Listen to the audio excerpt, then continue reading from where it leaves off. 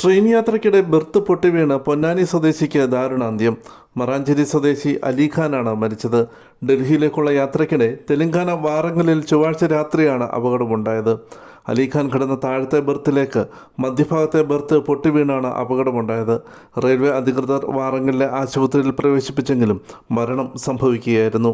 മധ്യഭാഗത്തെ berth പൊട്ടി താഴെ ബെർത്തിൽ കിടക്കുകയായിരുന്ന അലിഖാന്റെ മുകളിലേക്ക് ബെർത്തും അതിൽ കിടന്നിരുന്ന ആളും വീഴുകയായിരുന്നു. ചെരിഞ്ഞു കിടക്കുകയായിരുന്ന അലിഖാന്റെ കഴുത്തിൽ ബെർത്ത് പതിച്ചതിനെ തുടർന്ന് കഴുത്തിൻ്റെ ഭാഗത്തെ 3 എല്ലുകൾ പൊട്ടുകയും ഞരമ്പിന് ക്ഷതം സംഭവിക്കുകയും ചെയ്തിരുന്നു.